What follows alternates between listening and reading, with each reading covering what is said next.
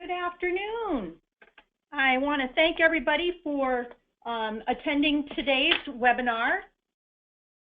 My name is Angelina Hart. I'm the coordinator for the New York State Parenting Education Partnership. I have Heather Larkin. We are now texting on my cell phone right now, and she is trying to get online, so hopefully she'll be here in just a few moments. But I'd like to get started with some housekeeping in the meantime. And let's see, I'll get my notes out. So I just want to thank you for being here today. Our webinar is a 90-minute webinar on adverse childhood experiences and substance abuse treatment implications, developing ACE-informed substance abuse programs. And today's webinar is sponsored by the New York State Parenting Education Partnership with support from the New York State Office of Mental Health and New York's Greater Capital Region Healthy Environments and Relationships That Support, known as the HEARTS Initiative, out of the University at Albany, along with Prevent Child Abuse New York.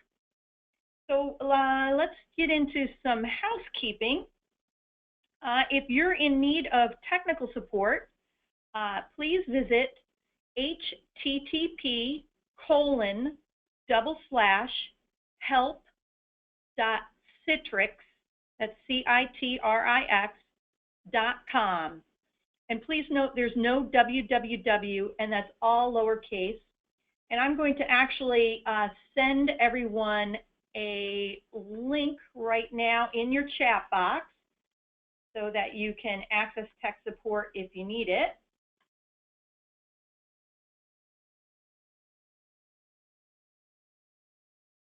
Okay. And you should have that in your chat box now. So I just wanted to let you know that right now you're in listen-only mode, and we can't hear anything that you're saying or anything that's going on. So what we'll ask is that after today's presentation that Heather will do, we'll have you go ahead and type questions into the question box when it's time for the Q&A session. And I just want to check in for just a moment. Heather, are you on the line now? Can you hear me now? I can, Heather. Oh, thank you. Okay, that's great. I'm trying to reconnect. I'm sorry for the challenge. Oh, that's all right. We like to succeed, and so we shall. So everyone, that's Heather Larkin, and I'll be introducing her momentarily. So there will be time at the end for question and answers, and we'll just have you type your questions into the question box. I'll read those aloud, and then Heather can provide the answers for you. So everybody who's attending today will receive an automated thank you for attending email tomorrow afternoon. And that's a very important email, particularly if you have attended all 5 live webinars, both the audio and visual portions, and are intending to apply for CEUs. So tomorrow's automated thank you for attending email will include a link to the post-test, which is required for CEUs. If you're not applying for CEUs, we still hope that you had already taken the pre-test and would go ahead and take the post-test. That information is helpful for Heather Larkin and her team. Tomorrow's thank you for attending email will also include a link so that you can register for the CEUs. And we will remind people to please ensure that you are qualified to apply. We will be checking attendance reports. We will be checking the pre and post tests as well. There will also be a link that provides all the details of the qualifications that are needed for CEUs in that automated email that you'll receive tomorrow afternoon. So if you have any questions about whether you may or may not have met the requirements, you can go ahead and check the link for more information that will be in the email. And if you don't receive that email, by 2 o'clock tomorrow afternoon. Go ahead and check your spam folder. A recording to today's webinar will also be in that email, and recordings are also available on our website. Go ahead and click webinars, and that'll take you to the page, and then we have a list of available recordings that you can view at any time. Unfortunately, the recordings are not eligible for CEUs, so if you haven't attended the live sessions, they will not be able to count towards credit. So with that, Heather, I just want to quickly check in and make sure that you can see the NYSPEP website on my screen. Is that correct? Yes, I can. Okay, excellent. I just want to take a brief moment to mention that the New York State Parenting Education Partnership is a professional organization for individuals engaged in or interested in parenting education. Our membership includes parenting educators, related professionals, students, and lay leaders who provide services to parents and families with children, as well as those who fund, support, and advocate for parenting education at local and state levels across New York. We provide information, resources, and support programs for parenting education. We also have established professional standards for the field through the Parenting Educator Credential Core Competencies, which define knowledge and skills needed to provide high-quality programs. And you can learn more here at Credentialing. We also provide in-service education at localities across the state through our Strong Roots full-day training on topics associated with effectiveness in parenting education. We're going to have 4 locations this fall. Registration links are coming soon, but you can find out more by clicking the Strong Roots link or the button on the left-hand side. We also provide these professional development webinars to those who serve parents and families at no cost, and also hopefully by the end of this month, we'll also have some applications for mini grants, which are awarded each year to providers of evidence-based parenting education services to increase access to those services. And this is a competitive grant, so again, we will have some more information coming by end of this month, so you might want to visit the NYSPEP website, www.nyspep.org. I'm going to send that link to everyone in your chat box right now. And then you can check back on both the mini grants and the Strong Roots. And with that, I would like to go ahead and turn this over to Heather. So Heather, I'm going to send you that pop-up that's going to ask you to take control of the screen. And while you're doing that, I'll let our audience know. Heather Larkin is an associate professor at the University at Albany's School of Social Welfare. She's also the director of the National Center for Excellence in Homeless Services and project director of the Healthy Environments and Relationships That Support, or HEARTS initiative, for Adverse Childhood Experiences, or ACE response. She also volunteers as a consultant for the Center for Post-Trauma Wellness. And with that, I give you Heather. Hi, it's great to be here. We had a little trouble with the sound initially, so I'm glad it's working again, and hopefully we won't have any more challenges. Today I'll be presenting on adverse childhood experiences and substance abuse treatment implications. So the focus is on developing ACE-informed substance abuse programs. And I always want to thank at the beginning Vincent Felitti, who's one of the medical doctors who designed the original ACE study, for sharing some of his slides with me. I have a few of his slides that he has shared in this presentation. I want to remind people that this is the 5th webinar in a series, and there is CEU availability for people who have taken CEUs in social work, available for people who have participated in each of the 5 live webinar series. So we will have these recorded later, but to get the CEU, people would have needed to participate live in all 5.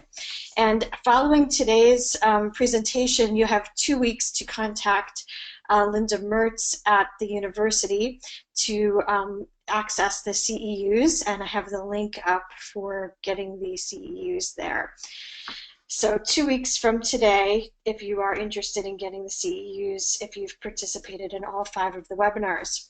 The other thing I want to say about the webinar series is that some people have participated in all 5. So for these people, some of the content is repetitive, but it's a little bit different focus. And my hope is 2 things. One is that you will become more comfortable in using the information yourself. I'm very happy to share my PowerPoint slides, as others have shared PowerPoint slides with me, so that you're able to provide presentations in your own settings, your own communities.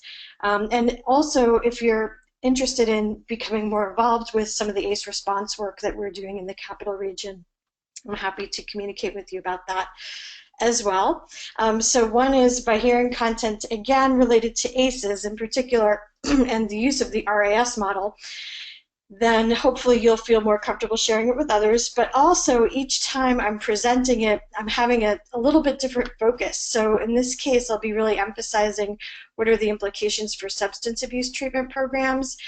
So I'm hoping that will help you to become more versatile with the material as well, and thinking critically about how to apply the research and the model. So, and also along with that, I think most people have not taken all 5 of the webinars. So for some of you, I might go over some material quickly that you have questions about. And in those cases, you might want to consider going back to one of the first 2 webinars. The first one was a more thorough overview of the ACEs research and implications. And the second one was a more in-depth focus on the RIS model, whereas now we're sort of more into application.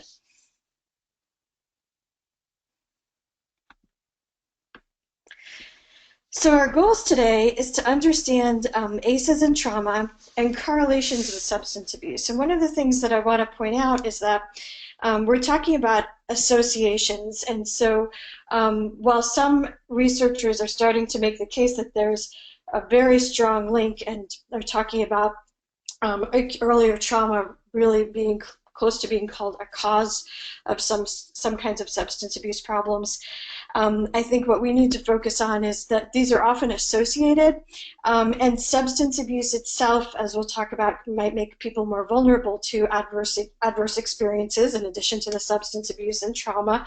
And so how do we think about these 2 issues together, and what are the implications? I'm offering you the RIS model as a way of developing ACE-informed programming. So it works with other kinds of evidence-supported interventions, both for trauma and for substance abuse. I also want to point out that I really like the stages of change model. We could give a whole presentation on stages of change and motivational interviewing. What I want to show you today, for those of you who are familiar with other kinds of substance abuse treatment modalities, that the RAS model includes them, and it kind of helps you to select and put the pieces together within an ACE-informed program. So it's not instead of. Actually, in fact, it can really help you to make some choices about how you're going to use local resources and where you're going to put your training efforts.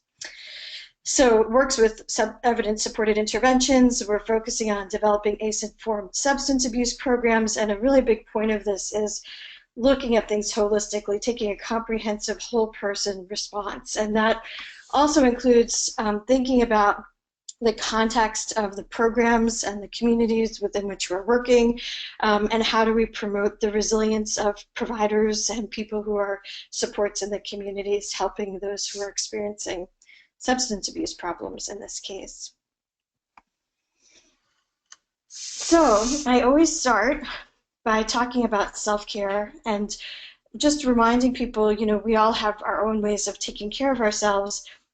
Just to bring to mind for yourself, what is it that helps you to manage activating material as you're starting to learn about adverse childhood experiences and trauma, and thinking about the implications for the people that you're helping? What are the implications for you? And we really want to remember that you as the person who's providing support, your own use of self is important. You're the one who's offering the relationship building and the role modeling to people in the community that you're helping in a whole variety of ways.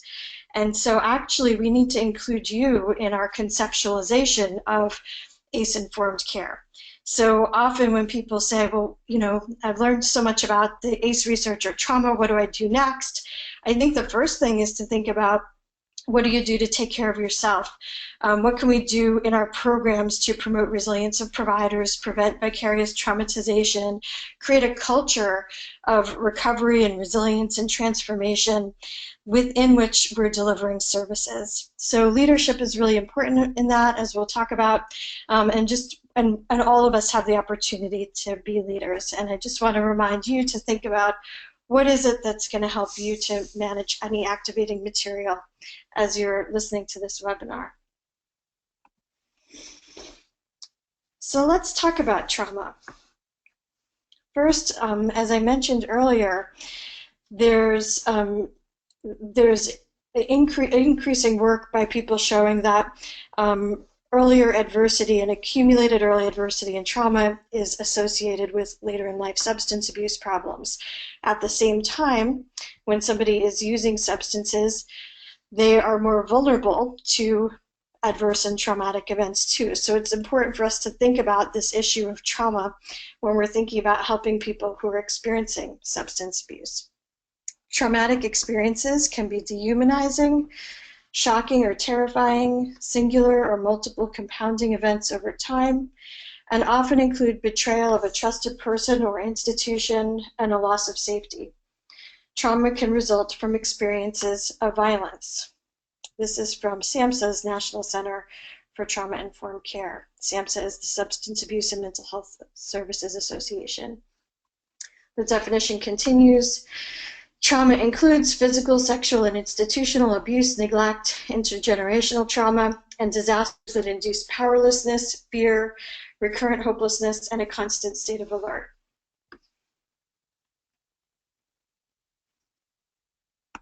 And most importantly, healing is possible.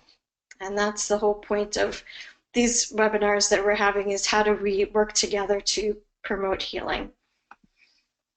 So some causes of trauma could be physical injury. And again, if somebody's using substances and the thinking center of their brain is shut down by substance use, they're certainly more vulnerable to physical injury. Also emotional injury. Emotional injury can include vicarious trauma. So again, that speaks to the importance of all of us thinking about self-care and prevention of vicarious trauma as we're helping others to bounce back from some of the challenges they've had in their lives. Adverse childhood experiences, as you know, I've emphasized because these are adverse events that take place at earlier developmental stages. And there's a very large body of research showing the correlation between accumulated early adversity and a whole host of later life health risk and serious health problems. And this research, I think, can also be really compelling way of talking about the importance of working holistically and investing in services that are responding to adverse childhood experiences and hopefully preventing some of these high cost later in life health risk behaviors and health problems. Certainly, there are also adverse adult experiences. And again, when we're thinking about substance abuse, people who are experiencing substance abuse problems may be more vulnerable to some of these adverse adult experiences as well. Also, we want to pay attention to collective trauma, and increasingly, when we're looking at research on early adversity, there's an increasing movement towards including collective trauma in categories of early adversity. So, for example, neighborhood violence, living in a war zone, experiencing a natural disaster, whole communities might experience these kinds of things together. So focusing a little bit on the adverse childhood experiences research and thinking about the implications for substance abuse programs. The original ACE study was started in 1994 with the first publication in 1998. It was a study conducted by Kaiser Permanente and the Centers for Disease Control, Vincent Felitti, a medical doctor at Kaiser Permanente, and Rob Anda, a medical doctor with a master's in public health from the Centers for Disease Control worked together. They had a sample of 17,000 people who were participating in a Kaiser Permanente health clinic in San Diego. They asked these adults to report retrospectively about 10 categories of adverse childhood experience, basically just yes or no questions. Did you this category of adversity prior to the age of 18? So they weren't looking at numbers of incidents or numbers of times that different things happened in people's lives. They were just asking yes or no, did this category of event take place in your life prior to the age of 18? The categories were experiencing physical abuse by a parent, emotional abuse by a parent, physical neglect by a parent, emotional neglect by a parent, growing up in a household and witnessing domestic violence, growing up in a household with a parent who was experiencing substance abuse problems, growing up in a household with a parent who was experiencing mental illness, growing up in a household where someone was incarcerated, losing a parent in some way, or experiencing sexual abuse from anyone. So these were the 10 categories of abuse, neglect, and household dysfunction that the original ACE study researchers were looking at. They then did something unique where they summed up the number of yes responses to create what was called an ACE score. And with the ACE score, they were able to correlate the ACE score, so that could range from 0 to 10, given their ACE categories, with later in life health risk behaviors and serious health problems. So they were able to look at both the interrelationship of categories of adversity and the association between the ACE score and a whole host of, not just mental health and substance abuse issues, which we have other research on related to certain kinds of abuse, neglect, and household dysfunction, but also serious health problems. And what they concluded from their study, again, the first publication was in 1998, and since that time, there are probably well over 70 publications on the ACE study, and also extensions from the ACE study looking at extending to other population groups. And what these medical doctors have said is that these are experiences while growing up that deeply impact a young person and profoundly affect emotional and physical health later in life.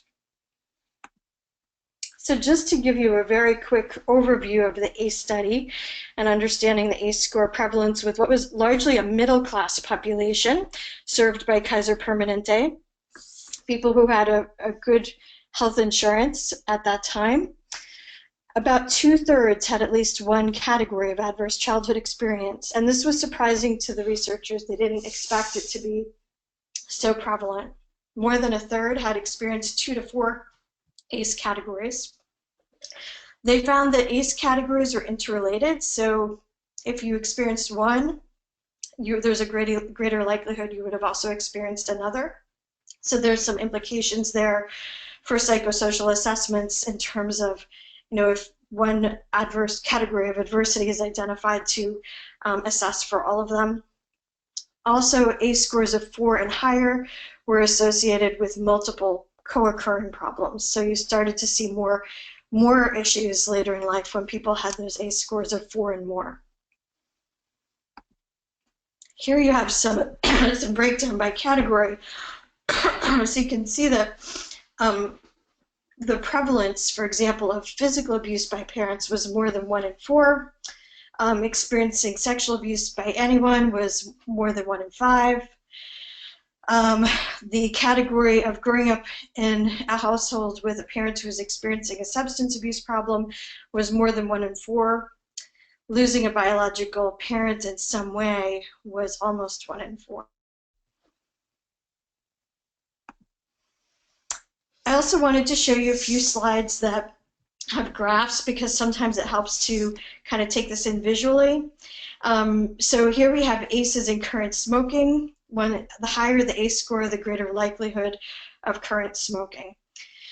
So, and again, if you want to go in depth on any of these issues, I'm just showing you a few graphs, and there's many articles. So for example, if you want to see the article on ACEs and smoking, or you want to see an article on ACEs and heart disease or something, you can probably find them easily online, but you can also feel free to email me, and I'd be happy to share some of that background information with you. I think it's important to point out that it doesn't mean that because somebody has an high ACE score, they're going to be a current smoker. It just means that there's an association. So the higher the ACE score, the greater the likelihood. Here you see ACEs and acknowledged adult alcoholism. So the higher the ACE score, the greater the likelihood of adult alcoholism. Here, ACEs and chronic depression. Somebody with an ACE score of 4 is 260% more likely to experience a major depressive episode later in life. That was a statistic provided by Vincent Felitti, one of the original ACE study authors. So again, it doesn't mean that if you have a high ACE score that you're going to have depression, but there is a greater likelihood. ACEs and intravenous drug use. A male child with an ACE score of 6 is 46 times more likely to become an IV drug user than a male child with an ACE score of 0. So again, there's an association there, but certainly there are people who have ACE scores of 8 that are not IV drug users also.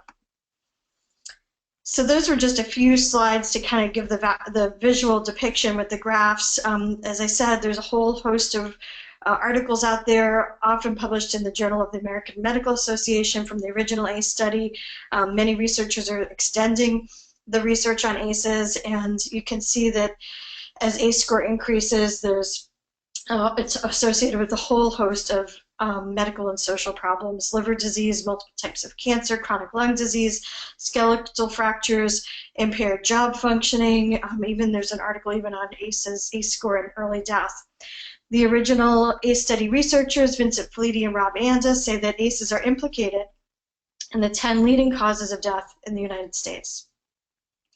So I think this is really important for people who are working with substance abuse programs to think about in terms of the implications here with raising awareness as a common characteristic, perhaps, of the people that you're serving, because by providing good substance abuse treatment earlier on, you may be also preventing other serious high-cost ACE problems. I'll mention too that a number of states have added the ACE questions to the behavioral risk factor surveillance survey. So in addition to other researchers who are extending the ACE study, we now have a lot of information about the prevalence of ACEs in our populations, and New York has just this year added the ACE questions to the Behavioral Risk Factor Surveillance Survey, which is put out by the Department of Health. I did some research looking at the prevalence of adverse childhood experiences among people who were experiencing homelessness.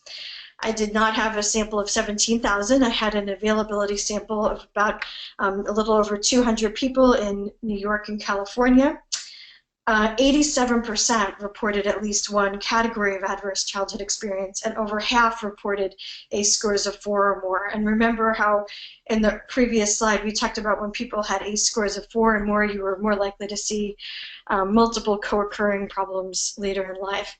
And I did this research because when I had learned about the ACE study from a homeless service agency that was finding it helpful, what I realized was that we had other research showing that people who experienced homelessness, for example, had higher rates of co-occurring disorders than the general population. And of course, many frontline providers will tell you that people who are experiencing homelessness have had a lot of adversity and trauma prior to becoming homeless, and that homelessness is often associated, is a social problem often associated with other individual vulnerabilities that then make it harder for people to overcome some of the societal conditions that create homelessness. And those individual vulnerabilities can include health problems, substance abuse problems, other health risk behaviors, mental health issues, etc. Also, ACE categories predicted prior services that people had used too. So it suggested that maybe there are opportunities to look at providing ACE-informed services sooner, and that might play a role in potentially in reducing individual vulnerability to homelessness. So again, if you're somebody who's working in a substance abuse treatment program, I think this research is important for you to think about in terms of sharing with policymakers, larger community funders about the importance of developing the programs that you are to address substance abuse issues. That one could be, if these are parents, that's a category of ACE for their children, so you could be helping to break intergenerational cycles of adverse childhood experiences. But also ACEs are, higher ACE scores are strongly correlated with later in life substance abuse problems. So it's quite likely that the people that you're serving have high ACE scores, as well as other kinds of adversities and traumas associated with their substance abuse. And so by investing in strong substance abuse service programs that reduce people's individual vulnerability to a whole host of later in life serious health problems, etc., becomes a really valuable investment and can save money down the road. So some important implications here. If we're seeing now that higher ACE scores are associated with health, mental health, other health risk behaviors, and serious substance abuse problems, etc., then we start to realize these are not such separate issues. In fact, as different program directors have learned about the ACE research, it's created a common language across agencies. So it really speaks to the need to work together as we're thinking more holistically and look at how do we streamline services. If you're somebody who's working a substance abuse treatment program, often people who are experiencing substance abuse problems are experiencing other co-occurring issues too. And how do you start to coordinate across systems and help people to access the services that they need? For my own dissertation research, I actually was looking at substance abuse programs and the extent to which they were collaborating, or integrating services across sites, because of recognizing that substance abuse in itself is associated with, even if we're not thinking about the ACEs and trauma piece, which is there as well, substance abuse is associated with serious health problems, job problems, homelessness, etc., all these other issues, family concerns, etc. There's a need to help people to access a whole range of different types of services.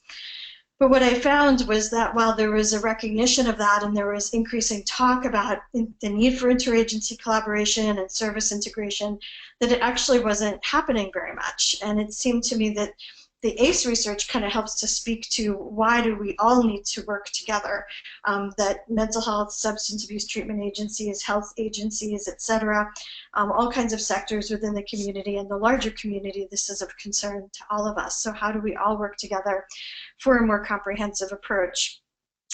So implications, I think raising awareness of policymakers who have an impact on the way that systems are designed, also the larger community and funders of programs, so they understand why programs need to be developed in a way that respond to the characteristics of people who are served. And that actually by learning that by investing in good substance abuse treatment programs, that this could be playing a role in saving money down the road, saving money in terms of high health costs, etc. Also really speaks to the importance of more integrated services, more collaborative work, more streamlined continuum of care, so that we're actually prioritizing people who have the highest ACE scores or the most co-occurring issues, so that they're able to get the services that they need, helping the people that need the help the most. I mentioned that the Behavioral Risk Factor Surveillance Survey, a number of states have added the ACE questions to the BRFSS, and this is important because policymakers use the information from there to make policy decisions.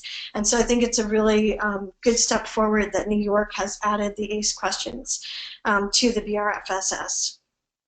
Again, in terms of an implication here, I want to emphasize the connection to self-care. And so if you're working in a substance abuse treatment program and thinking about what does it mean to have an ACE-informed program, well, the first thing it would mean would be looking at the culture within which the services are delivered. How do we create a culture of recovery within which we're delivering increasingly integrated services, helping people to access the services they need within a restorative context? And we all contribute to or create together the culture of our programs, the culture of our community. And so how do we promote the resilience of the providers, peer support leaders, etc., who are doing the relationship building and the role modeling to help people who have ACE backgrounds and substance abuse challenges.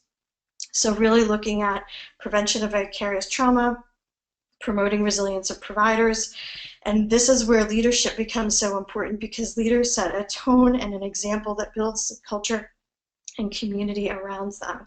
And so how do we also really intentionally support leaders who are in a position to promote the resilience of providers, various support providers? Other implications, we started to talk a little bit about moving beyond fragmented service silos towards more comprehensive integrated services. So for substance abuse treatment programs, finding ways that we can actually create a more coordinated system that allows substance abuse treatment programs to work together with other professionals in mental health, et cetera, across sectors more easily to provide the services that people need. ACE-informed programs. What we realized is that there's not some new ACE intervention. You know, many social service programs, substance abuse treatment programs have been helping people who have experienced high accumulated adversity and trauma without necessarily saying that they're ACE programs or that they're ACE-informed programs or that they're doing an ACE intervention. They're helping people to deal with some of these later in life consequences of accumulated early adversity and trauma. And there are many, many interventions that are helpful. We can see that these high ACE score characteristics are associated with a whole host of health risk behaviors and social problems. And so there are many ways that many prevention and intervention strategies that have been developed and researched that are relevant to responding to ACEs and preventing ACE consequences. So when we think about ACE-informed programs, they actually can look quite different. A substance abuse treatment program is going to be specializing in providing substance abuse interventions, dealing with the consequence of substance abuse in people's lives. Whereas other programs might have different emphases. Different programs might work with people at different points in the lifespan, for example, too. So there are many services that are relevant to ACE response. It's really stepping back and looking at what does it mean to have an ACE-informed program that has increasingly integrated services that are offered within a restorative context, an intentionally developed kind of a culture of recovery. And so what are the key elements of ACE-informed programs when we think about this in a holistic way that can include the various interventions that programs are already offering? So one is recognizing the ACE characteristics of people that are served. So raising awareness of staff about ACEs, ACE scores, the association with presenting problems. Many agencies have found that this helps to reduce stigma and raise awareness and compassion among staff who might sometimes, frontline staff who might sometimes feel frustrated and confused by people's health risk behaviors and not always understanding why it might be so challenging for them to make changes or why they're engaging in that behavior.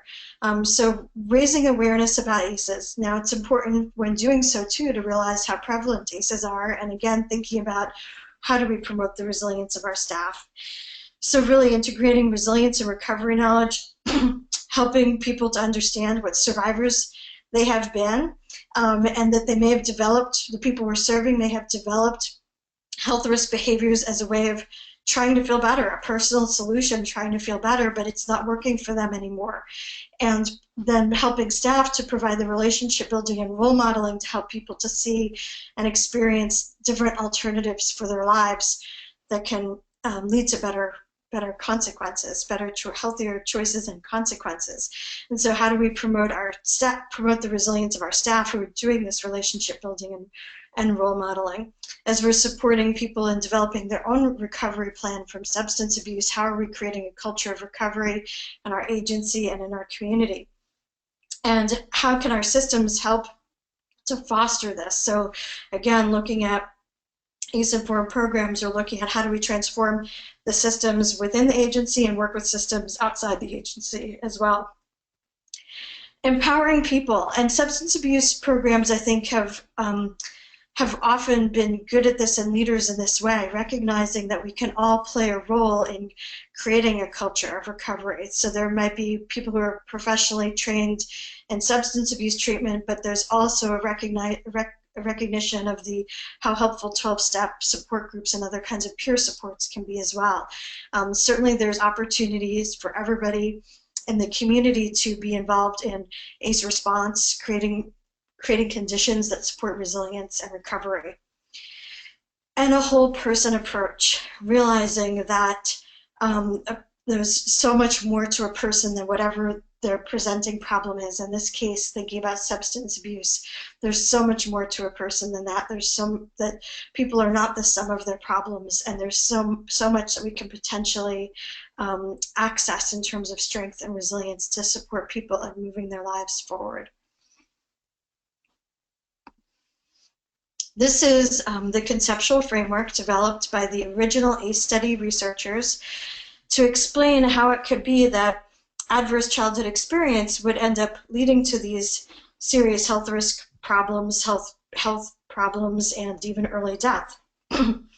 So what they've suggested is that the accumulated adversity, the higher ACE scores, can lead to disrupted neurodevelopment, which then can contribute to social, emotional, and cognitive impairment, that people might adopt health risk behaviors like substance abuse, including smoking, etc., but also other kinds of health risk behaviors, as actually a personal solution, a way to feel better, that they then view as becoming a public health problem. And those health risk behaviors can lead to disease, disability, and social problems, and even early death. Now, I think it's important when we look at this to recognize that it gets smaller as you go towards the top. Again, if you have a high ACE score, it does not necessarily mean that you're going to have serious health problems and early death. There's a correlation there, a strong association. When we're thinking about responding to adverse childhood experiences, we need to really take that into account, because the reason I think we're all doing the work we're doing is because we know that can be helpful, that can help to break the trajectory at any point along the way here. And so we need a conceptual framework that helps us to think about those issues of breaking the trajectory, and breaking intergenerational cycles, preventing consequences, later life consequences of ACEs, in addition to preventing ACEs where possible. So I'm suggesting a holistic perspective, a whole person approach. So whole person, whole agency, whole system, whole community approach. If we think about what is a human being, again, people are so much more than the sum of their problems. There are opportunities to break the trajectory from high ACE scores to later life problems. And one way of thinking about whole person perspective is that people are body, mind, and spirit expressing in self, community, and nature. So not spirit in terms of any particular religious sense, but just the idea that there's more to a person than just their body and mind. There's something ineffable, there's consciousness about a person, there's something more to draw upon in moving forward in life. And so we can look at all of these aspects as potential areas of strength and resilience and ways to support people in moving forward.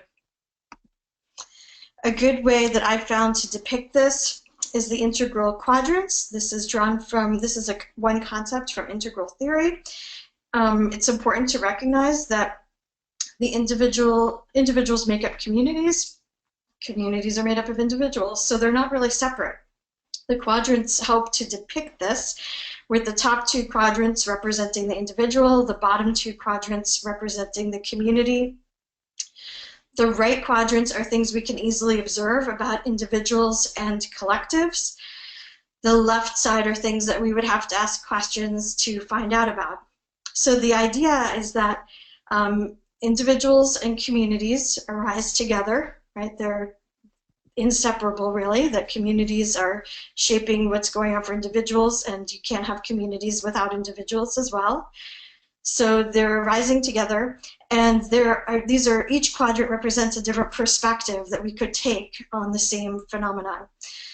So if we're thinking about, okay, what's a human being? Well, certainly we could focus on the upper right quadrant of things we could easily observe about individuals. We could easily observe people's behaviors, their physical health, and their physical characteristics. I don't think we would want to limit our understanding of a person to only behaviors, physical health, and physical characteristics. There's a lot more to understand about a person and about what's going on behind their behaviors, behind what we're seeing. The upper left quadrant would be the interior of the individual. So you'd have to ask questions to find out the kinds of meanings people are making of things, their thoughts and beliefs, how they feel, what their unique strengths and capacities are. And all individual development is taking place within the context of community relationships. So the lower two quadrants, if we look at the lower right quadrant, we can see how people are interacting. We could observe how people are interacting in family and other relational systems. We could look at the educational, social service, and other systems that are set up in the community and how they're set up. We could look at the work and the economic system and policies and how they're impacting our communities. These are things we could observe about collectives. But if we want to understand more about somebody's community, moving to the lower left quadrant, we want to appreciate, well, what are the cultural values? There's larger cultural values that are having an impact on what's on the person's life.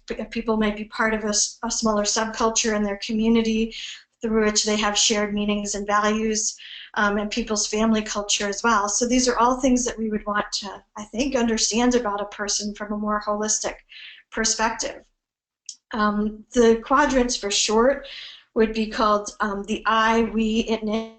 The upper left quadrant is the I quadrant, the interior of the individual. The lower left quadrant is the we quadrant, or how we understand one another. And then the right quadrant are called it and its quadrant because it's just observing. It's not really engaging in a relationship to ask questions if you're simply observing people. And interestingly, I understand that every language has first person, second person, and third person perspectives. So probably these are all perspectives we want to take into account. The upper left quadrant, or I quadrant, would be the first person perspective, the interior of the individual. The lower left quadrant, the second person perspective, how you and I understand one another, how we become a we. And then the right quadrants are third person singular and third person plural. So the upper right is third person singular, the lower right is third person plural. So that's just an introduction to the quadrants as a way of orienting towards a more holistic perspective. Now let's think about this in terms of understanding ACEs and trauma and substance abuse. So if we're going to map adverse interactions or events, including ACEs or adverse adult events, etc., we would map that. They typically take place within the context of relationships. So these are observable within relational interactions. They map that to the lower right quadrant. Even when we are just focusing there, we want to think about also, well, okay, if these adverse interactions and events are taking place in a family, what else is impacting, for example, on this family? So we'd want to pay attention to other observable systemic and policy issues that are impacting on families and communities, like social violence, natural disasters, extent to which services are accessible, and policies and how they shape services and lives in communities. That's just the lower right quadrant. Then moving over to the lower left quadrant, I want to understand, well, what meanings are being made about these kinds of experiences people are having? What kinds of social networks do people have and supports do people have that might be helping to counteract some of these adverse experiences? Cultural values. Certainly the larger culture seems to have a value of rugged individualism and even victim blaming, so that can work against people actually getting help for addressing any kind of individual vulnerability, because there might be a tendency to be told you ought to be able to pull yourself up by your bootstraps, or to be blamed as a victim.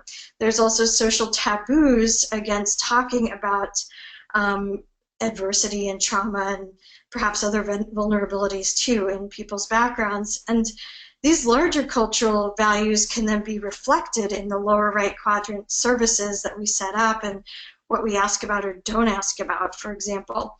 But it's also important to appreciate, back to the lower left quadrant, that that may be the larger culture, some aspects of the larger culture, but that people may be parts of, involved with subcultures that share different values and meanings and worldviews that are important to understand and could potentially be a strong strength and resource in their lives.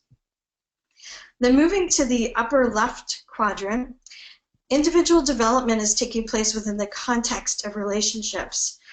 And where we talked about the difference between adverse events are typically observable, so they'd be mapped to the lower right quadrant, but then trauma actually is an individual's perception of their ability to handle an event. So do you have the inner and outer resources or capacities to be able to handle an event?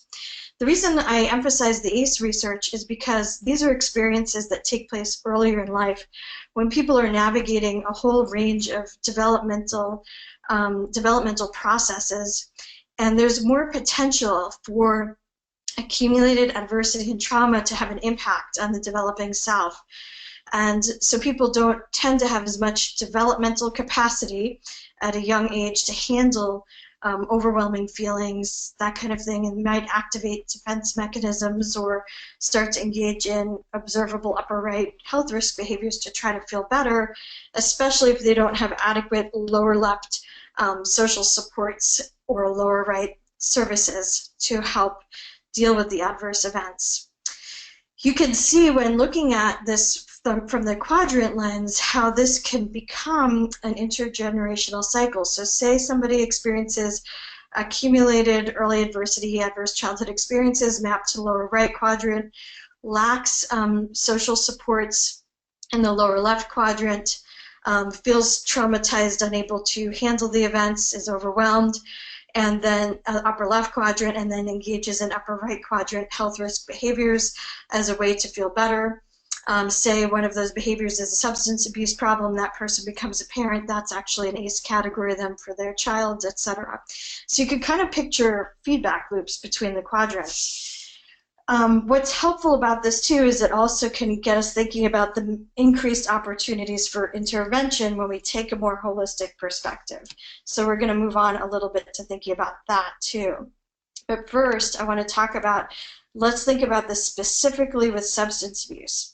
So if we're going to think about substance abuse from this integral perspective, we might, to the upper left quadrant, map emotions, craving, personal grief and loss issues, people's unique developmental capacities and strengths.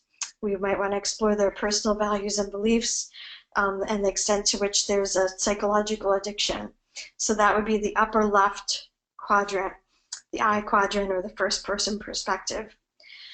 Upper right quadrant, what are the medical consequences of the substance abuse experience? Physical addiction, to what extent is this person experiencing physical addiction? What kinds of behavioral coping strategies are they engaging in, healthy or not? Lower left quadrant, what are the family, cohort, and cultural values about use? What's the culture of the current setting, the program, or the community? Awareness and understanding of the problem among family, friends, and professionals. These are all things that we would want to pay attention to in understanding the substance abuse issue of the individual. And then lower right quadrant, the relational system of family and friends, including whether there's adverse events taking place, the way that mental health, and substance abuse services are set up and accessible or not, and policies and their impact on systemic structures. Again, I want to point out that this model helps us to look at this from a more holistic perspective and to consider the many opportunities for intervention. It's not inconsistent with, for example, this model, stages of change, which I really like, and other kinds of evidence-supported interventions for addressing substance abuse and or for addressing trauma. So we're thinking about how do we look at this from a bigger picture and include and transcend these range of interventions, prevention and intervention strategies that we know can be helpful for addressing ACEs and ACE consequences. Stages of change is relevant to a wide range of health-related behaviors. This is set forth by Prochaska and DiClementa. We could give a whole course on understanding stages of change and how motivational interviewing, for example, is applied to stages of change. I think that having a holistic perspective and appreciating that there are many co-occurring issues along with substance abuse, and taking a whole person approach that recognizes people are more than the sum of the problems actually can help to facilitate a more collaborative, motivational interviewing type of an approach with the people that we're serving. So stages of change developed by Prochaska and DiClementa is relevant to changing a wide range of health-related behaviors. They set forth a predictable sequence of stages that includes attitudes, intentions, and behaviors, and a nonlinear pattern of progress is typical. So I'm just going to quickly overview the stages of change, and this might be something that people would be interested in looking more into in terms of further training in just this area. The first stage is pre-contemplation, which is outside the circle. Pre-contemplation is when people are not necessarily thinking about making a change. So in the case of substance abuse, a person would be actively substance abusing and not thinking about making a change to that behavior. So perhaps not necessarily connecting the negative consequences to the behavior of substance abuse. Or not yet experiencing enough negative consequences for them to think about changing that behavior.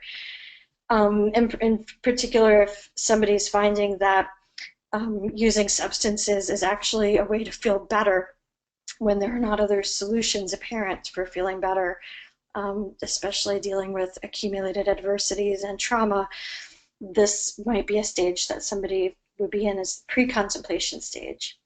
When people move to contemplation, they enter the circle of stages of change. Contemplation would mean that people might be thinking about making a change, kind of weighing the pros and cons and wondering what they might do. It's not clear, perhaps, what would even be the change. Determination would be the next stage, when people decide to change and even begin to prepare to make a change. So in the case of substance abuse problems, maybe somebody starts to feel like, there are too many negative consequences of this problem. I'm starting to have health problems, depressed, fighting with spouse, work problems, etc. Maybe I need to not use so many substances. Maybe I need to stop using substances. Maybe I need to do something different. Perhaps the person would go find out where the 12-step meetings are because they heard other people who stopped using started going to 12-step meetings, or might start to look into where's their substance abuse treatment program, and they determine to make a change. Then the next stage would be action, actively engaging in making a change, so not using substances. And then the next stage is maintenance, maintaining the change. At this point, somebody might be working on relapse prevention skills, for example. I think it's important to note that relapse is part of the circle. There's a recognition that relapse is part of the process of change, and that actually a goal would be to have shorter relapses and longer periods of maintenance, that people might go around this circle many, many times before achieving a permanent exit.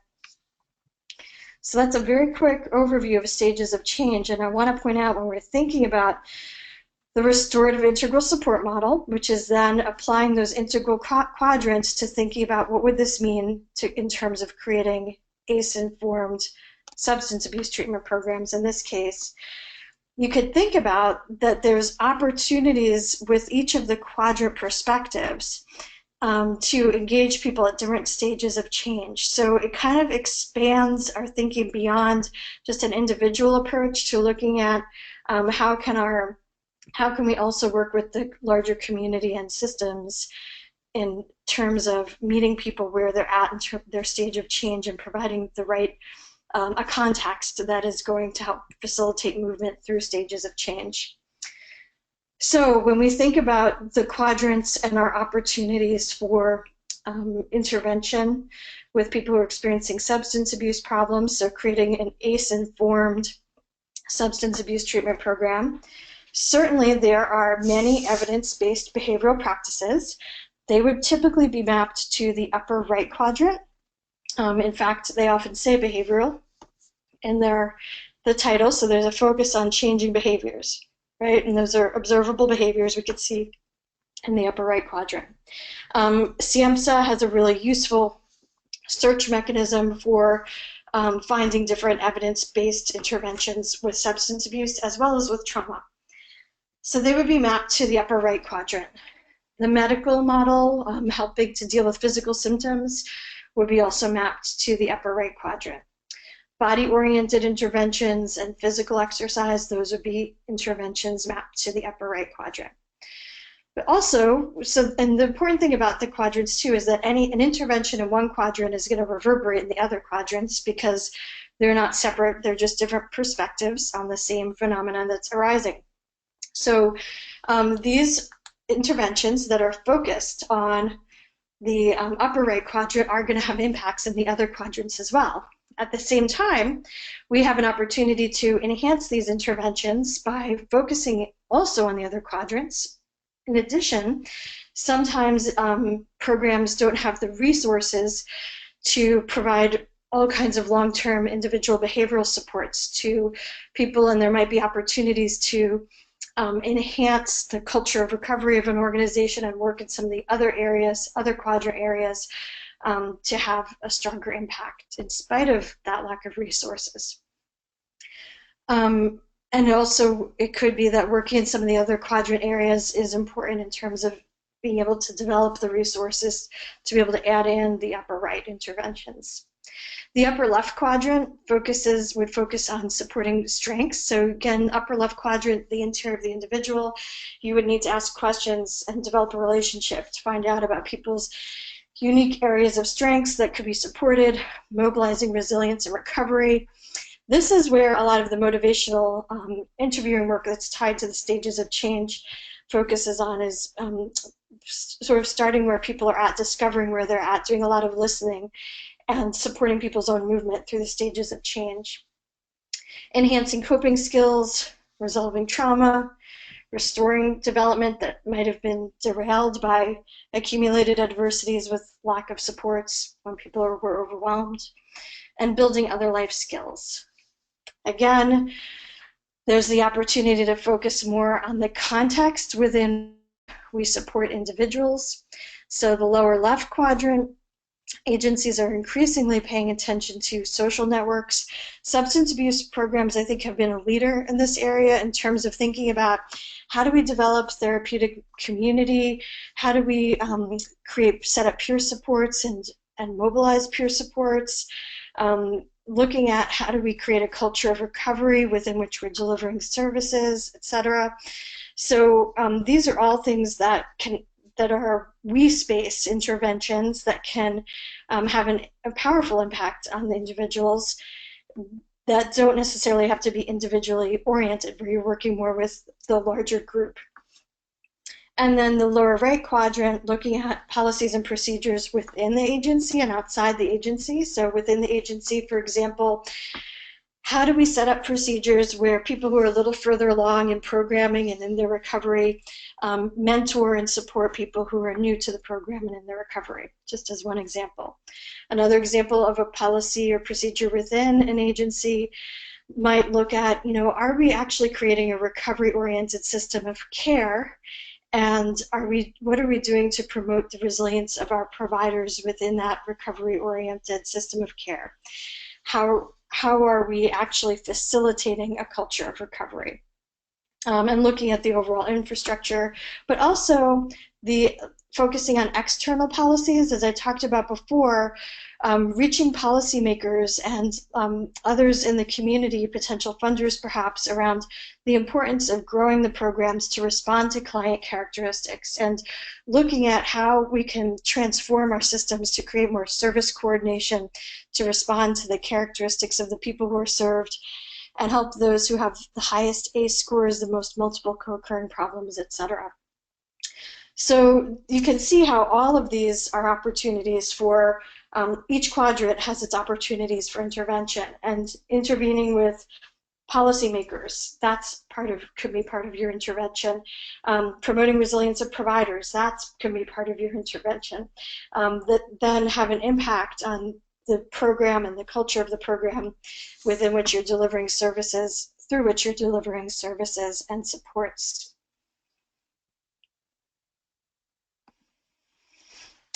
So I want to talk a little bit about an example. If you would like to see a case study of how the RIS model was applied to a substance abuse treatment program, I have the link here. Again, I'm happy, it's a link to an article. Again, I'm happy to share any articles with people. You may want to check out aceresponse.org, where we have some posted. So the substance abuse treatment program, the leadership engaged the staff in thinking about adverse childhood experiences, understanding the research, best practices, implications for the program, how they could do more in terms of best practices.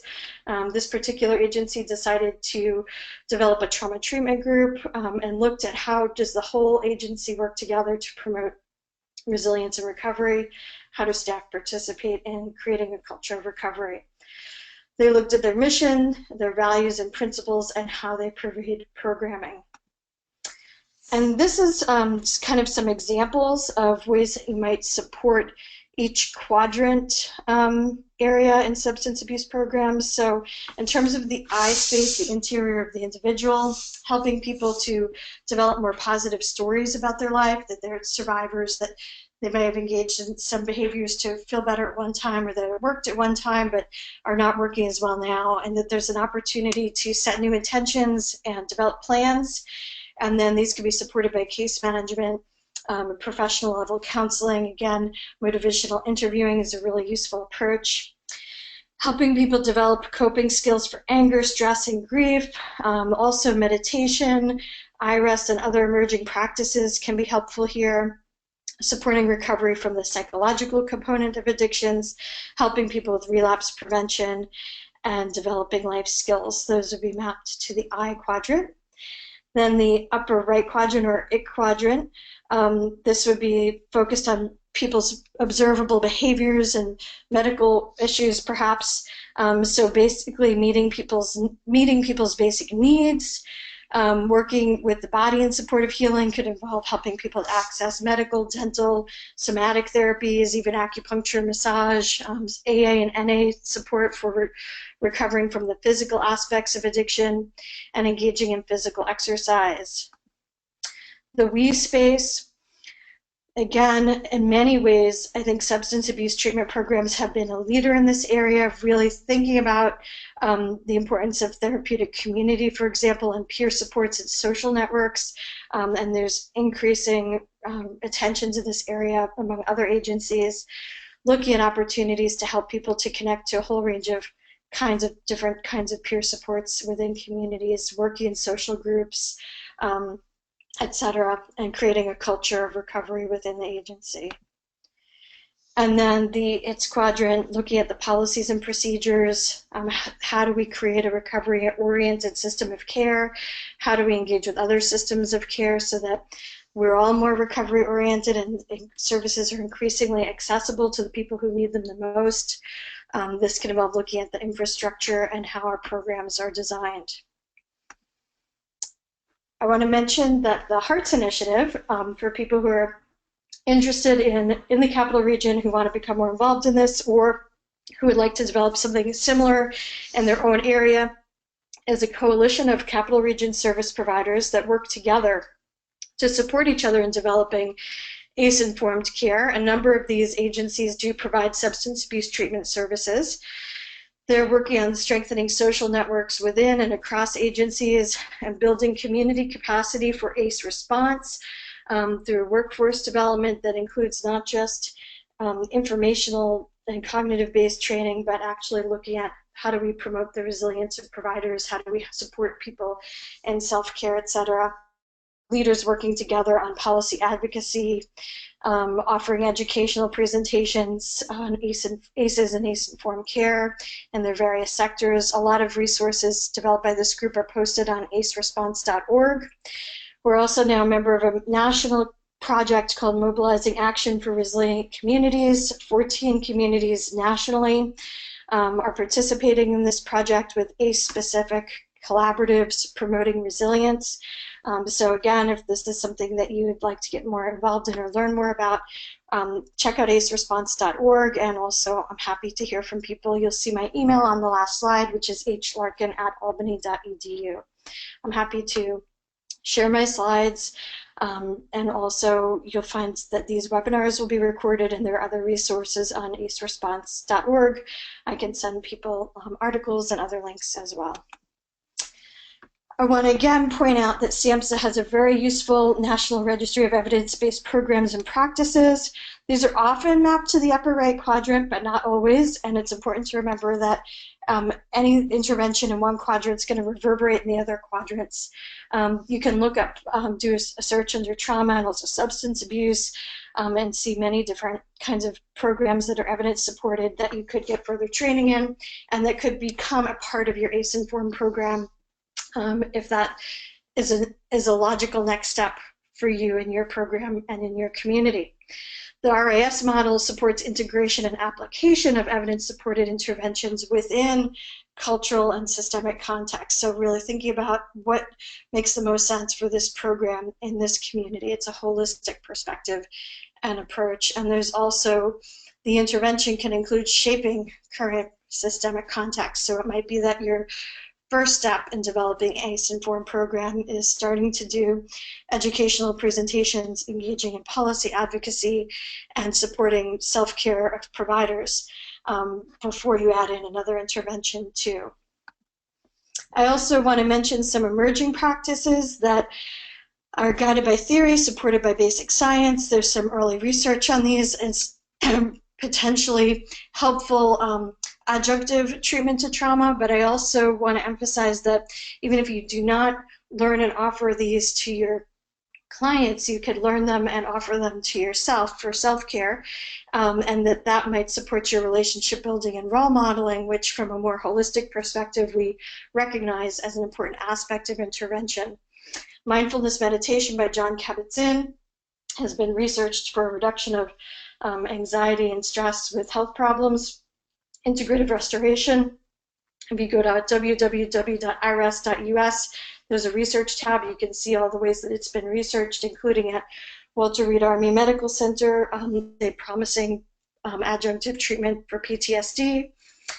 Somatic experiencing, if you Google somatic experiencing and Peter Levine, you'll learn about an approach that involves releasing trauma from the nervous system, and there's been some early research on that. Also the emotional freedom technique, if you go to www.emofree.com, or if you are in the Albany area, Capital Region area, and you go to Mary Seiss's website, you can learn about the emotional freedom technique, which involves tapping on acupressure points, and there's been some early research on use of EFT with veterans. Again, I'm mentioning these because they could be especially helpful for self-care for providers, if that's something that you're looking for. Again, we recognize that people have many different types of self-care and different things work at different times. So key elements of the restorative integral support model are raising staff awareness of adverse childhood experiences, integrating resilience and recovery knowledge, engaging staff in the organizational development process. So if you're in a substance abuse treatment program, thinking together about, well, what are the best practices that we're offering? Where might we have gaps? You could use the RIS model to identify areas of strength with quadrants, or where you might be not paying as much attention. What are our shared values? The RIS model doesn't tell you what your values should be, but would guide you to thinking about what are our shared values, our we space, our lower left quadrant values that are going to help permeate our culture and pervade our programs. What kind of culture do we want here? How do we create a culture of recovery? How do we develop systems that support that and facilitate that? Certainly supporting staff self-care is a key part of this, engaging in policy advocacy, and leadership is really, really important. It's the leader who sets the tone and the example, and the leader is in a position to change policies and procedures and to interact with policymakers outside of the agency and influence the way that systems are interacting with each other. I also want to point out that in addition to incorporating evidence-supported interventions within the restorative integral support model, there's a potential for team-based research partnerships that look at research on programs in a more holistic way. So there's some next steps in terms of developing effectiveness for ACE-informed programs if people are interested. I always like to end with this quote. Some of the healthiest people I know are those who have had to heal from the most challenging situations, and in the process have gained insight and wisdom far beyond what a comfortable life would ordinarily provoke. In fact, we're often learning from the people that we are supporting. So I'd be very happy to take questions. I also want to point out a couple of websites that can be helpful for finding more information and resources. aceresponse.org, which was developed by the Hearts Initiative,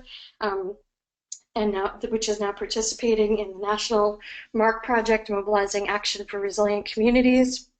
HEART stands for Healthy Environments and Relationships that Support.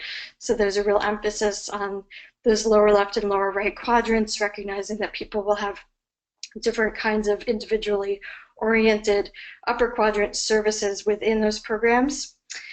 And the Center for Post-Trauma Wellness has more resources of support for frontline providers and people who are community members who are learning about ACEs and trauma as well.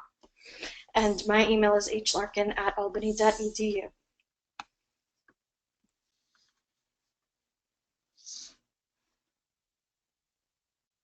Angelina? Thank you so much. Great. So I'm going to, we've got about 10 minutes left. I know that there are some other questions that were asked a little earlier on in the presentation that we'll start with. Before we do that, I just want to point everybody to their chat box. I'm going to provide Heather's email address, and I suggest if you have a moment to write that down, because when the webinar ends promptly at 1:30, that will disappear off your screen. So if we don't have an opportunity to ask your question and get that answered before we end the webinar, you'll be able to contact Heather directly. So I would encourage everybody to copy her email address down. Also, there is a link to the post-test survey. Again, if you are intending to go for the CEUs, that is one of the requirements. There's also a link to the CEU registration process. If you are confident that you have met all the qualifications for the CEUs, you can go ahead and do that now. If you're not sure, you can wait until tomorrow afternoon's automated thank you for attending email comes through. That will also include a link for you to check the requirements, and we'll also include a link to the post-test and the registration and Heather's email. So with that, let's start with some of the questions. Cheryl had made a comment, and there's a couple of more questions, so let me see if I can kind of wrap these in together for you, Heather. Sure.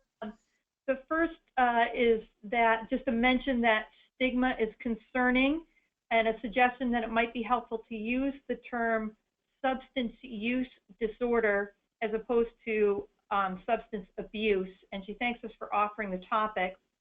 And then is asking, what are your thoughts about the power of language that is used to describe the people we serve and the work that we do?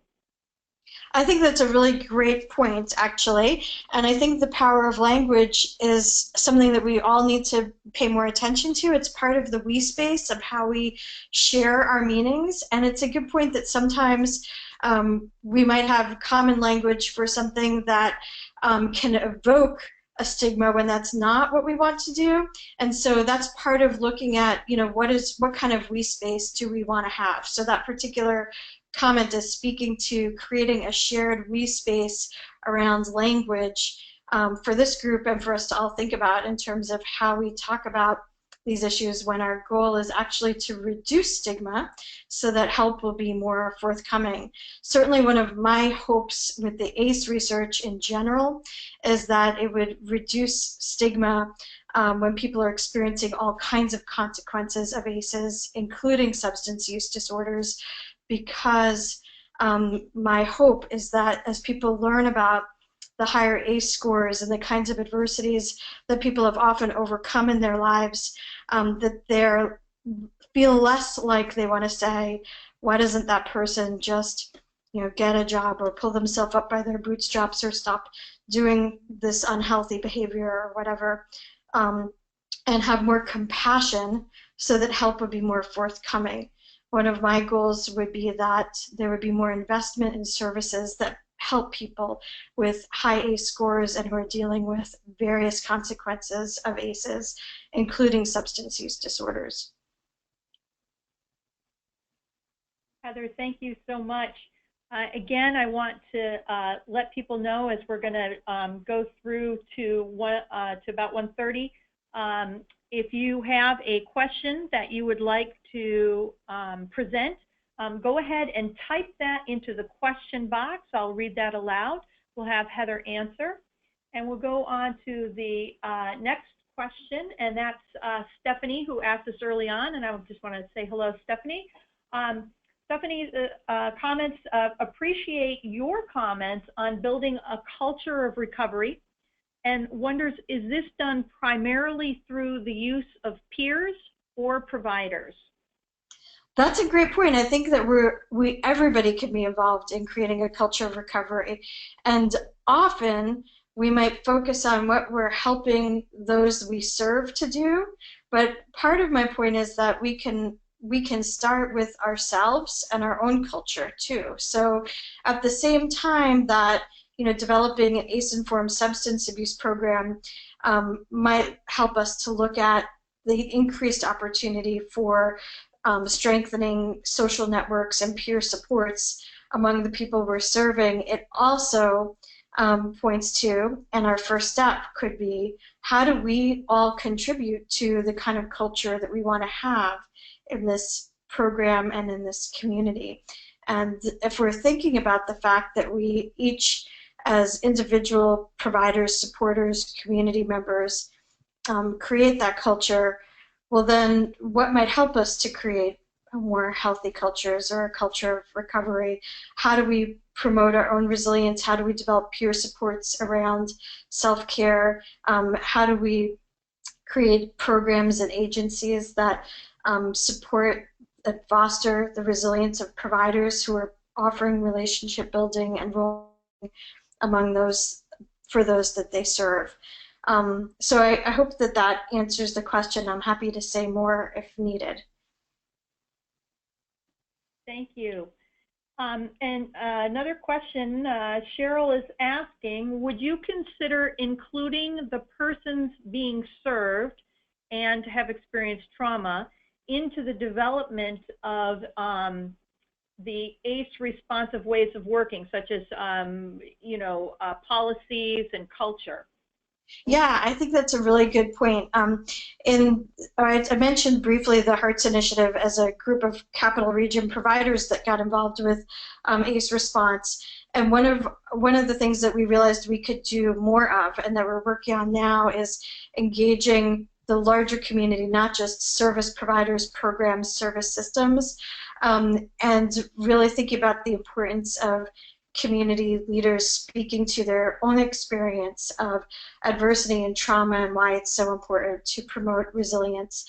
So one of the things that we're working on now that we're part of this MARC project, Mobilizing Action for Resilient Communities, is identifying leaders in the community, often who have successfully completed services at different programs, and who are really in a position to develop peer supports, who are already leading peer supports in many ways, and who want to speak to why it's important to create more resilient communities and how we can all contribute to that.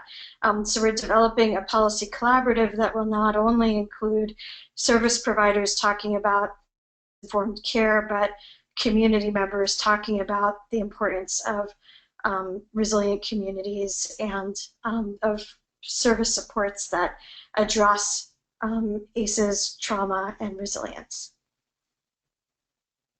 Heather, thank you so much. At this time, we are about ready to wrap up. So again, I'm just going to point you all to your chat box for Heather's email address. That is HLARKIN@albany.edu. And Heather, I'm sure you and I will be following up after the webinar on the Mobilizing Action for Resilient Communities, if I got that the name of that correct. And I know that there are others on this list that will probably be interested in following up with you on that as well. And with that, Heather, do you have a final parting comment that you'd like to make before we wrap this up today?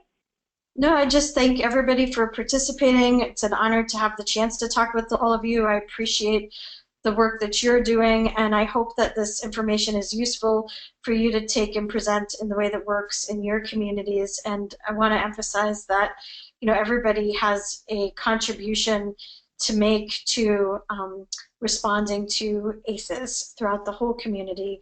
And you know, as people have brought up different ideas, different points, and I think that you should move forward. I hope you'll move forward with those ideas in your own presentations and continue to shape the we space of how we work together on addressing adverse childhood experiences and their consequences and promoting resilience. So I just thank everybody for your participation and input and whatever your own next steps are. Great, thank you so much. And we did have a comment, thank you, with 3 exclamation points. You're great, Heather, so I just wanted to let you know that that comment did pop up on my screen in case you didn't receive that. And with that, I will let everybody know that this is the final webinar in the ACE series that was focused around addressing the adverse childhood experiences. We're so pleased that we had the opportunity to collaborate together to provide this information to you. I hope that everybody will take a chance to visit the NYSPEP website. That's www.nyspep.org, and that's the acronym for the New York State Parenting Education Partnership. We'll have some more professional development opportunities. You can check out our calendar and also look forward to Strong Roots trainings that'll be offered this fall, and mini grant applications should be available hopefully by the end of this month on our website. And so we thank you so much, and be sure to check your email tomorrow afternoon. And if you don't receive the thank you for attending email by about 2 o'clock tomorrow afternoon, you can go ahead and check your spam folder. And thanks so much, everybody. Bye now.